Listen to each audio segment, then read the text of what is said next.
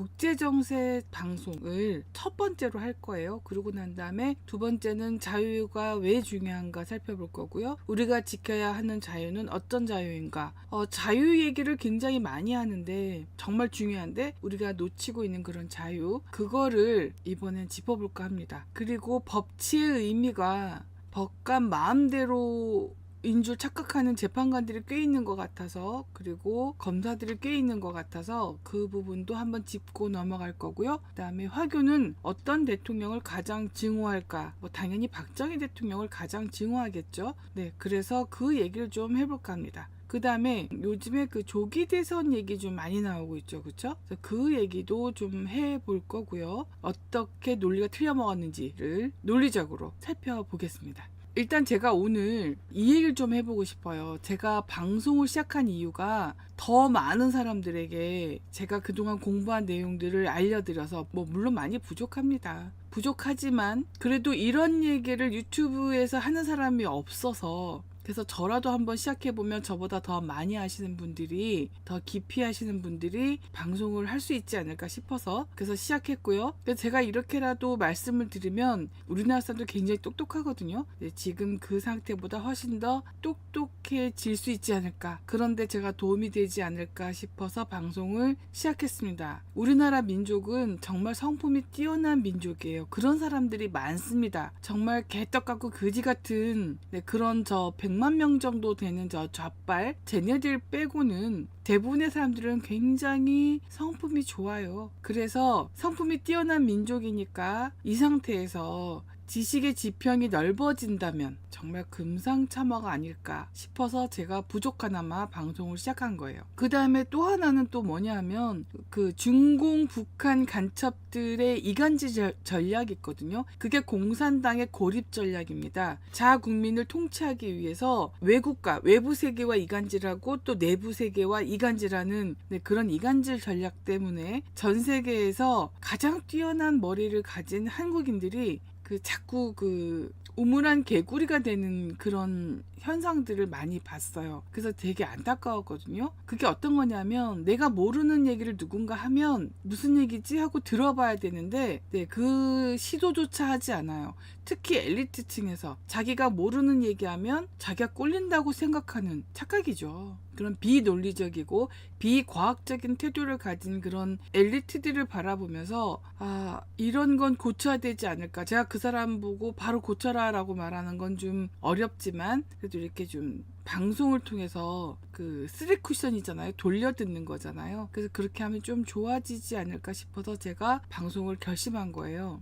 제가 이제 공지방에서는 사실 국제정세라든지 세계사 얘기를 좀 합니다. 근데 왜 방송을 안 했냐면, 첫 번째, 여러분도 공지방에서 제가 글로 강의를 합니다만, 보셨던 분들은 이제 감지하시죠. 어렵다. 내용이 많이 어렵습니다. 그걸 어떻게 방송을 해야 될지 고민을 좀 많이 했고요. 많이 어렵기 때문에. 그래서 이제 미뤄진 거죠. 그리고, 폴라스타 채널을 보는 사람들이 저짝에 꽤 있더라고요. 그래서 개돼지들한테, 왜 개돼지냐 하면 자기가 태어난 이 고국을 버리고 지금 당장 먹이를 주는 저 북한과 중공 앞잡이가 된 그런 사람이 아니죠. 지금 먹이를 주는 사람한테 가서 꿀꿀대는 그런 개돼지들, 그런 놈들한테 제가 정말 인류가 쌓아놓은 그런 멋진 지식들을, 제가 익힌 그런 지식들을 진주라고 치면 저 개돼지들한테 진주 목걸이를 채워줄 수 없잖아요. 그래서 그게 싫기도 해서, 그래서 공지방에 오신 분들께만 먼저 그렇게 했어요. 근데 이번에 2030이 많이 나왔죠. 보수 집회에. 그래서 그들을 위해서라도 이걸 좀 해야 되지 않을까. 구더기 무서워서 장 못 담그면 안 되지 않나 싶은 생각이 더 많이 들더라고요. 그래서 시야가 넓어지면 우리를 가두리 양식장에 넣어놓고 이렇게 이간질하고 고립시키고 공포 마케팅으로 우리를 이렇게 두려움에 떨게 만드는, 그리고 언론 방송을 통해서 거짓 음해를 하고 중상모략을 퍼뜨리고 이런 거에 넘어가지 않을 수 있다는 생각이 들더라고요. 그래서 우리의 시야를 완전히 이렇게 넓게 하기 위해서 제가 국제 정세를 좀 다뤄야겠구나, 방송에서 그런 생각을 했습니다.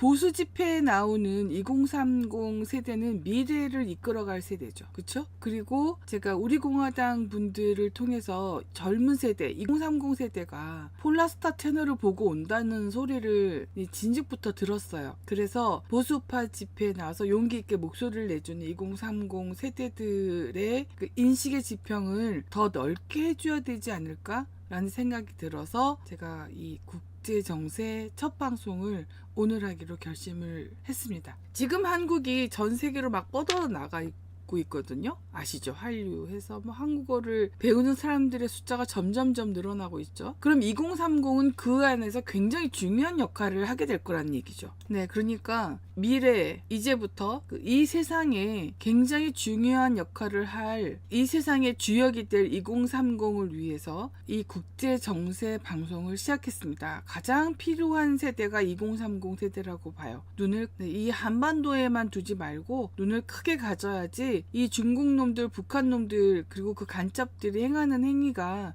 얼마나 어이없는 짓거리인지 더 잘 알 수 있잖아요. 그래서 시작해 보려고 합니다.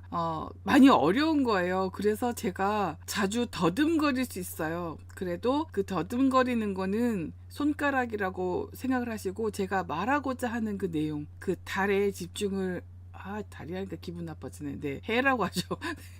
네, 해에 집중을 좀 해보셨으면 좋겠습니다. 부탁 좀 드릴게요.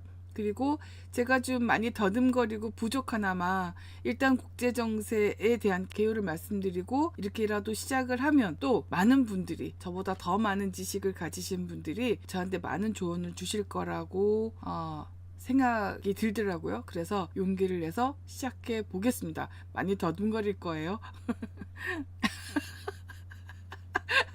정현준이 쟤네들은 어차피 흡수 그렇죠. 어려울 겁니다. 필요한 것만 또 여기서 가져서 아는 척을 하겠죠. 그렇죠? 네. 이제 제가 이제 국제 방송 요거를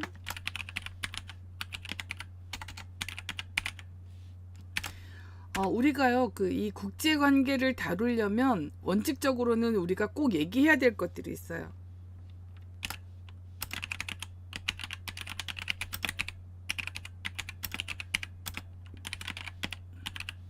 이제 먼저 이 원칙적으로 다뤄야 될 내용들이 있는데 이게요. 먼저 이론들이 있어요. 이론들. 이게 뭐냐면 이상주의. 잠시만요. 제가 헷갈릴 수 있어서 메모한 게 있어요. 그래서 요거 좀 잠깐 참고하면서 헷갈리거나 빼먹은 게 있을 수 있어서 그거 안 하려고. 그 다음에 자유주의, 현실주의, 신자유주의, 그 다음에 신현실주의, 그리고 영국학파, 마르크스주의, 구조주의, 탈식민주의 등. 이게 뭐냐면 국제관계학 이론들이에요. 요런 것들을 먼저 사실은 살펴봐야 되는데 이게 굉장히 딱딱하고 어려워요. 제가 그래서 어려웠던 거예요. 이런 다양한 이론들이 있고 하나가 아니라는 얘기예요. 그래서 그것들을 살펴보면서 우리는 어떤 걸 취해야 되는지를 살펴보는 게 중요한 거거든요. 그래서 못하고 있었고요. 요거는 제가 조금 더 쉽게 설명할 수 있도록 좀 더 이렇게 생각이 정리가 되면 그때 이제 하나씩 차근차근히 풀어드릴게요. 그 다음에는 국제 관계가 어떻게 변천되어 왔는지에 대해서 좀 이렇게 살펴봐야 돼요. 근데 이것도 제가 이제 해드릴 건데, 예를 들어서, 나폴레옹 전쟁 이후에,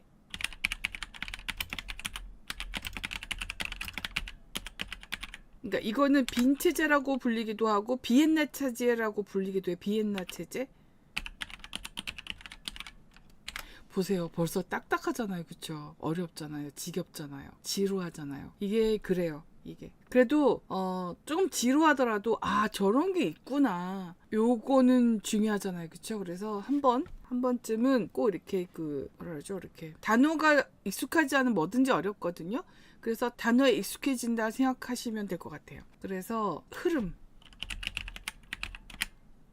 흐름들을 좀 익혀야 돼요. 이게 뭐냐면 나폴레옹 전쟁 이후의 빈 체제, 그리고 이게 유럽 협조 체제라고 하기도 해요. 그 다음에 비스마르크 동맹 체제, 그 다음에 1차 대전과 베르사유 체제, 그 다음에 2차 대전과 얄타 체제, 이건 냉전 체제라고도 불리죠. 그 다음에 탈냉전 체제, 그리고 NPT 체제라고 하는 핵 확산 금지 조약 체제라고, 조약 이후에 진행되는 그런 역사적 흐름, 그거를 이제 NPT 체제라고 하거든요. 그래서 NPT 체제.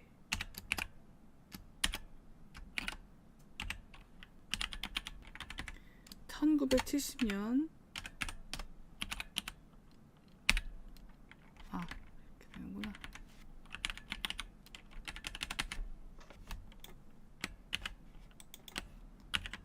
이게 NPT가 이거의 줄임말이에요.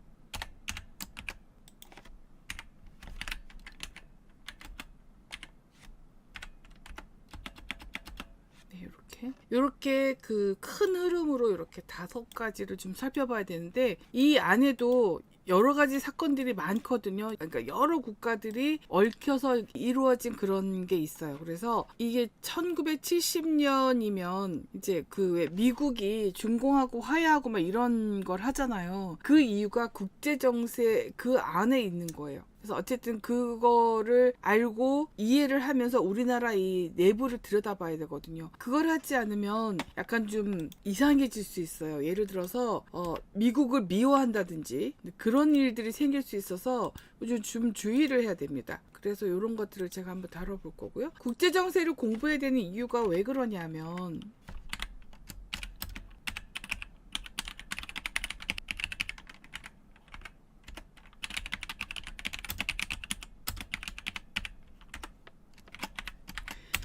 한 국가의 정치는요, 국제 정세 안에 있어요. 한 국가의 정치 내지는 존망이라고 해야 되죠. 유지하느냐 망하느냐 이런 건데, 어쨌든 한 국가의 정치는 국제 정세, 국제 정치의, 국제 관계의 그 한 부분인 거예요. 이거는 예를 들면 어떤 거냐면, 제가 이제 공지방에서도 이제 자주 말씀을 드리는 건데, 이게 예를 들면 지금 겨울이죠. 겨울에 해당하는 계절, 겨울에 해당하는 게 국제 정세예요. 그리고 날씨에, 하루하루 날씨에 해당하는 게 국내 정치예요. 이렇게요.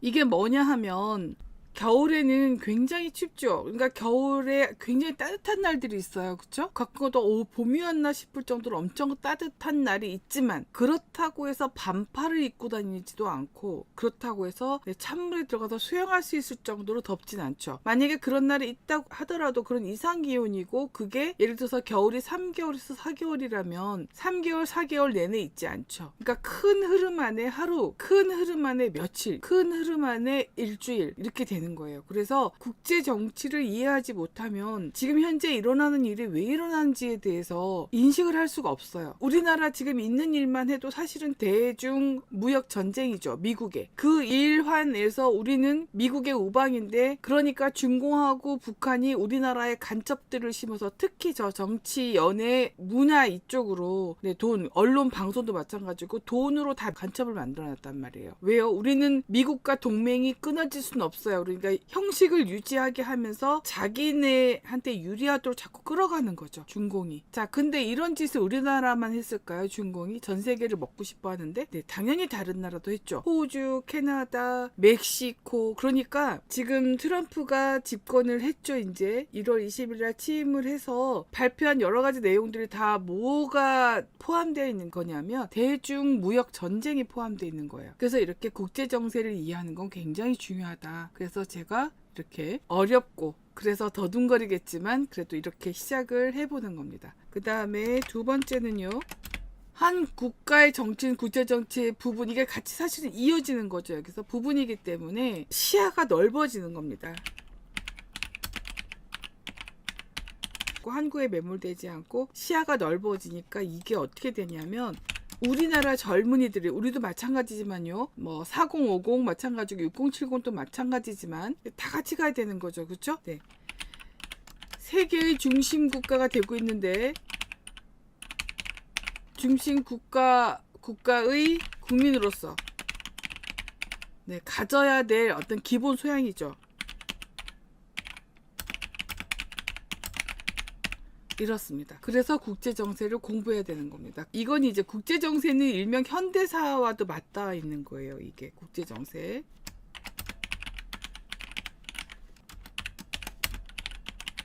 이게 왜 어렵냐면 이 국제정세를 들여다보려면 이제 들여다봐야 될 것이 국제정세도 있지만 그 각국의 역사를 좀 알아야 돼요.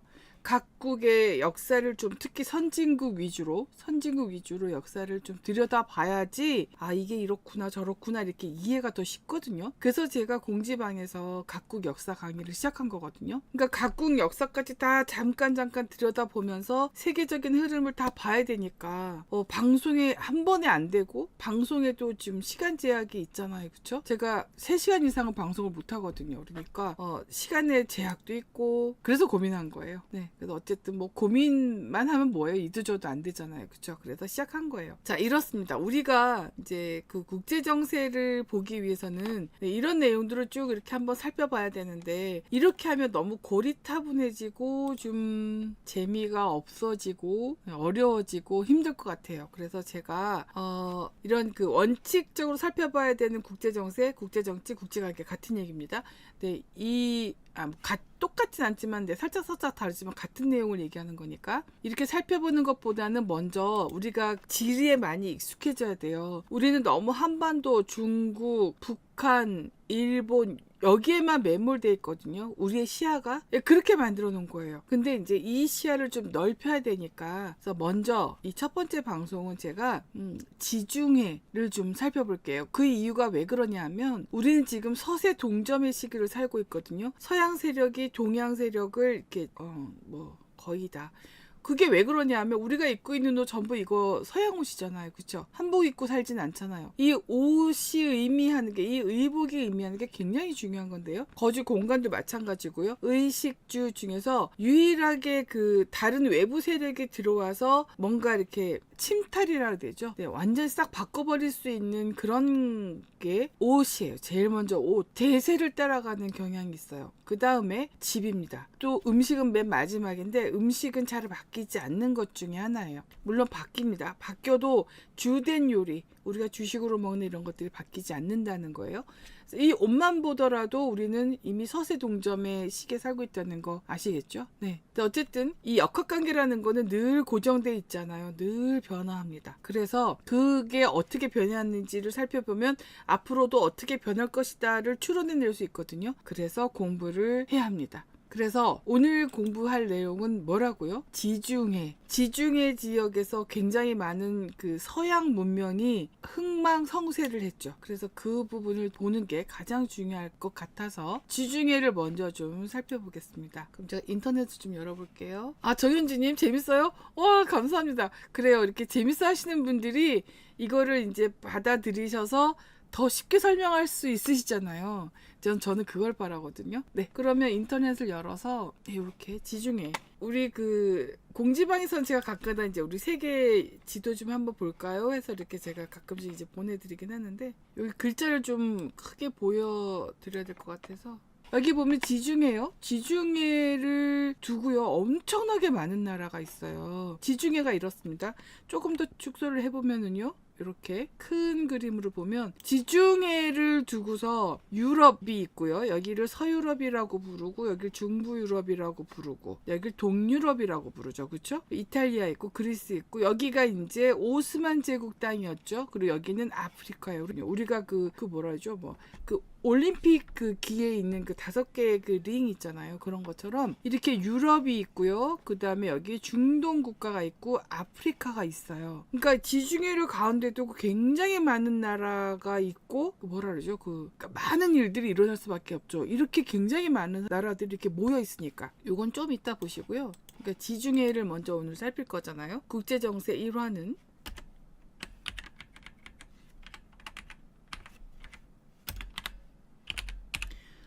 내용이 뭐냐 하면 지중해 지역을 살펴보는 거예요.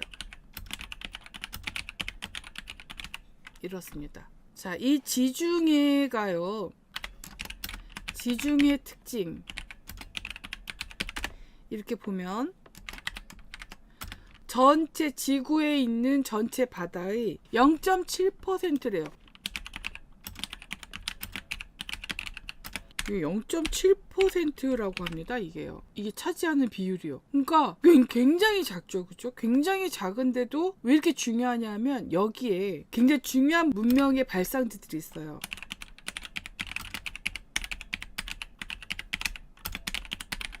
그리고요. 문명의 발상지들이 존재하는 곳이고요. 그 다음에 굉장히 거대 제국들이 있었어요.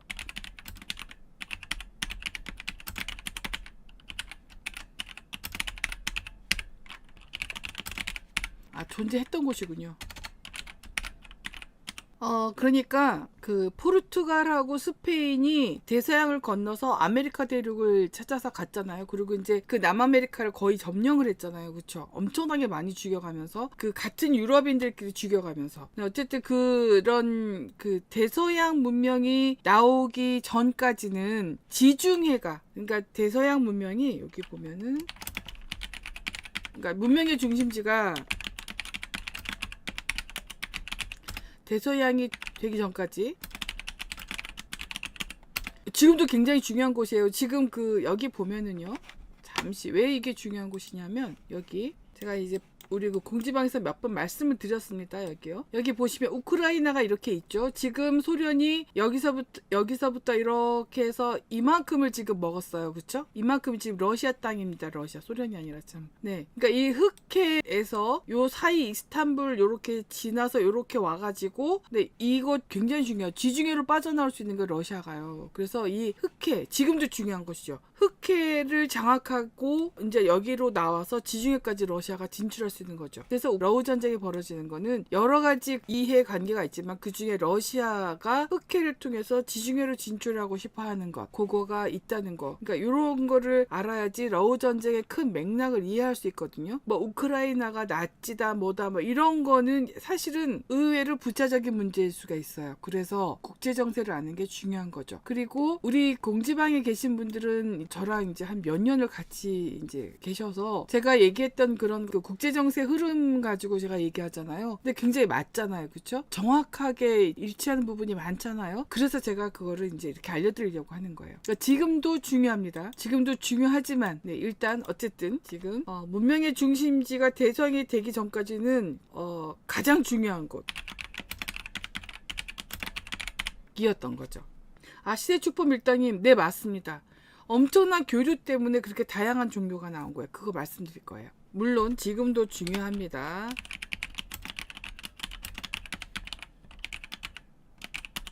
점점점 이렇게 이게 그 문명의 중심지가 대서양이 된 게 그 포르투갈하고 스페인이 대서양 건너서 아메리카 대륙 남아메리카를 식민지화했죠.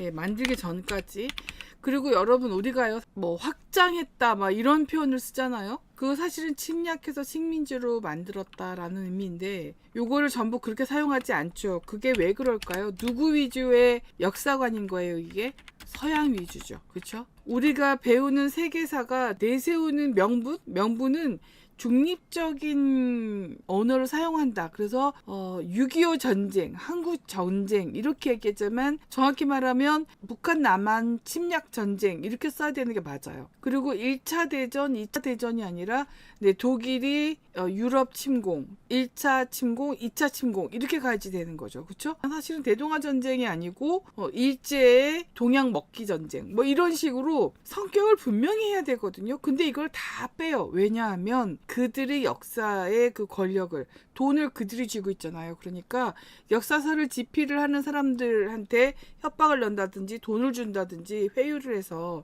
그런 중립적인 언어를 사용하도록 만드는 거예요. 그거를 인식하면서 역사를 바라보는 게 굉장히 중요하다. 네, 그거 말씀을 드려봅니다. 그리고 영국이 산업혁명 이후에 자, 산업혁명을 할 수 있었던 이유가 인도를 식민지로 만들면서부터죠. 그쵸? 영국이. 또 영국이 이제 북아메리카로 진출을 하죠. 영국이 북아메리카에 간 거는 진출 맞습니다. 네, 이렇게 해서 굉장히 중요한 지역이었다. 네, 이렇게. 일단요, 지중해 특징은 또 문명이 발달된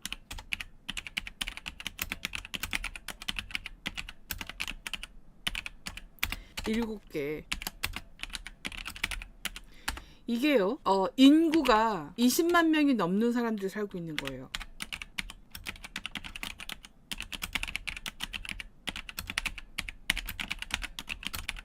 그리고요, 예전에는 지중해 문명의 중심지였던 거예요. 이 섬들이. 고대, 중세까지죠. 근대 전까지. 고대부터 중세까지 무역의 중심지였어요. 그랬기 때문에 뭔가 유적들이 많을 거 아니에요. 그래서 그 유적들 때문에 관광객이 굉장히 많이 오는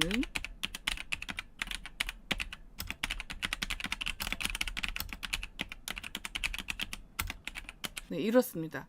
그러니까 여기 이제 제가 인터넷을 열어서요. 자, 여기 보시면은요. 여기 튀르키예 이쪽은 이슬람이죠. 그쵸? 그리스는 그리스 정교죠. 이탈리아는 가톨릭입니다. 그리고 튀니지, 여기 이집트, 리비아, 알제리, 모로코, 여기 좀 더 확대시켜 보면은요. 자, 이스라엘, 그리고 레바논, 키프로스 이 섬이에요. 굉장히 크죠, 그렇죠? 이거 말씀드릴 거고요. 여기 보면 시리아, 튀르키예, 그리스,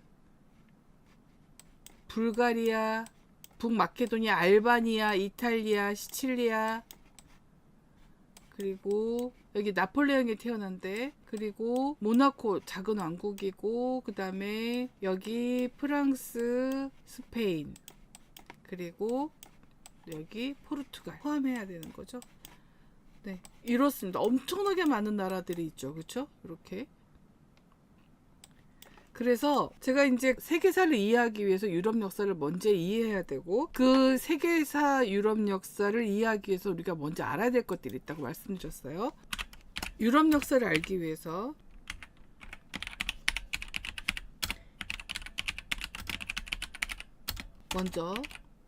먼저 알고 있어야 할 것들 이렇게 갈게요. 자, 첫 번째, 제가 이거 계속 말씀드리고 있어요. 종교입니다. 종교의 종류가 유대교 있죠.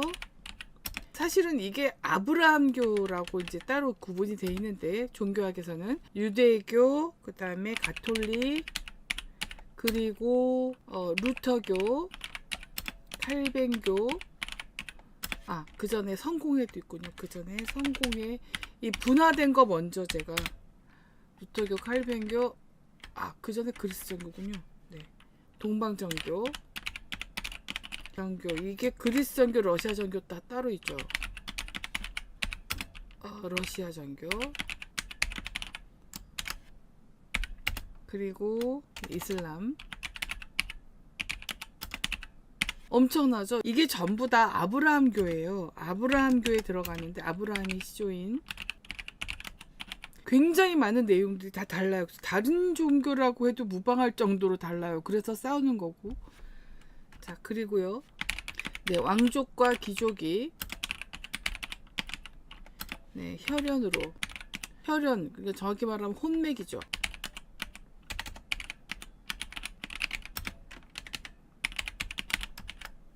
각국의 왕족과 귀족이 혈연 관계라는 거, 이거를 이해하고 있어야 되고요. 그 다음에는 유럽과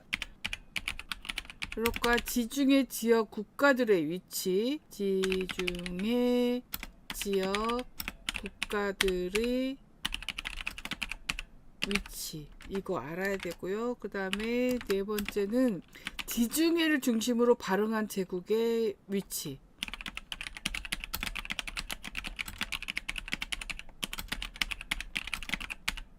이런 등등을. 또 제가 이제 더듬거린다 그랬잖아요. 그러니까 지금 요걸로 더듬거린 거고, 조금 더 지나면 이제 방송을 하면서 제가 요게 빠졌구나 하면서 이제 또 이렇게 추가를 할 내용들이 더 있을 거예요. 그래서 지금 생각난 건 제가 오늘 애기 재우고 나서 이제 방송 준비를 한 거거든요, 이거를. 그래서 지금 이게 만든 건 지금 요거밖에 지금 생각이 안 났어요. 나중에 좀 더 생각나면 그때 말씀드릴게요. 자, 보세요. 그러면 요렇게 제국의 위치 이런 게 있는데, 그러면 지금부터 이제 이게 두 개를 같이 해서 같이 볼 수 없구나. 하나씩 차례대로 하죠 뭐. 자, 보죠. 제가 여기다 적어 놓을게요. 자, 지중해 중심 지역 국가들 살펴볼게요. 자, 첫 번째 이탈리아, 그리스 보이시죠? 이탈리아, 그리스, 그 다음에 튀르키예, 시리아. 여기 지금 일단 제가 여기서부터요. 이제 여기 이탈리아부터 이제 큰 거 이렇게 보이는 거만 일단 이렇게 할 거고요. 나중에 이제 세세한 거 좀 더 갈게요. 크게 여기서 보여지는 거 위주로 할게요. 튀르키예, 시리아, 레바논, 이스라엘, 그리고 이집트, 그리고 리비아, 그리고 튀니지, 그리고 알제리, 그리고 모로코. 자, 그럼 여기 위로 올라가 볼게요. 여기 포르투갈, 스페인, 그 다음에 프랑스, 이렇게 고요. 그러면 조금 더 이제 확대를 하면 더 자세하게 나오니까, 자, 여기요. 여기 이제 쭉 볼게요. 그리고 사실은 독일, 스위스 이 부분도 사실은 지중해 안에 들어가야 되지만, 일단은 이 지중해 근처에 있는 이 국가들 먼저 살피는 게 더 먼저라서 그거를 이제 위주로 해볼게요. 그러면 슬로베니아, 크로아티아, 그리고 모르는 국가도 꽤 많아요. 보스니아, 헤르체고비나, 그 다음에 몬테네그로, 그 다음에 알바니아, 크로아티아 했죠. 몬테네그로, 알바니아, 그리스, 그 다음에 국가군요. 키프로스. 하긴 워낙 큰 섬이라. 레바논, 시리아, 이스라엘, 요르단,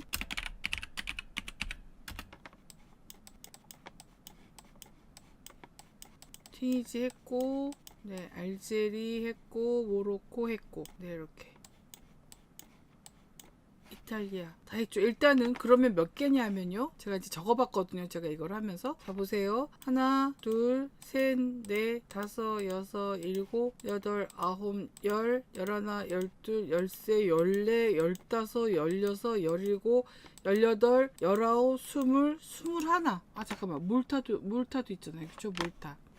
여기 보면 제가 지금 검색 중이에요. 몰타가 크게 나와서 이게 지금 국가네요. 섬나라라고 나오네요. 그러면 몰타. 또 빼놓은 데가 없나 확인할까요? 여기는 그리고 모나코 적었나요? 모나코 안 적었군요.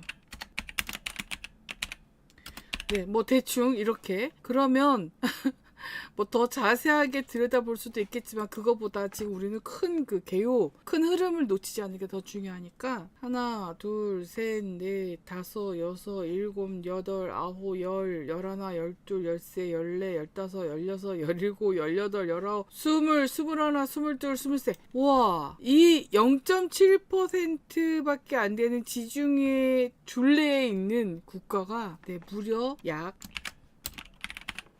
20여 개국 이상이 존재해요. 엄청나죠? 그쵸? 그리고 이거 아까 안 적었군요. 섬 볼게요. 7개의 섬이 이게 뭐냐면 되게 찾아놨는데 네, 시칠리아, 사르데냐, 사이프러스, 크레타, 몰타, 코르시카, 발레아레스 제도.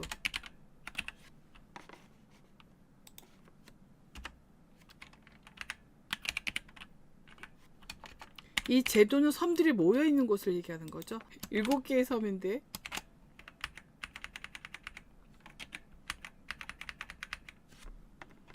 네, 20만 명이 넘는 사람들이 살고 있는 이런 큰 섬들이 있는 거예요. 엄청나죠? 이렇습니다. 그러면 자, 오늘은 여기까지. 지중해 지역을 구성하고 있는 국가들의 종교가 이렇게 많고, 그리고 네, 이렇게 20여 개국 이상이 존재하고 20만 명이 넘는 섬들이 있고, 네. 문명의 발상지들이 존재했던 곳, 요거 좀 조금 더 해볼까요? 이게 뭐냐면 이집트 문명. 우리가 이집트 문명이라고도 하지만 나일 문명이라고도 하죠.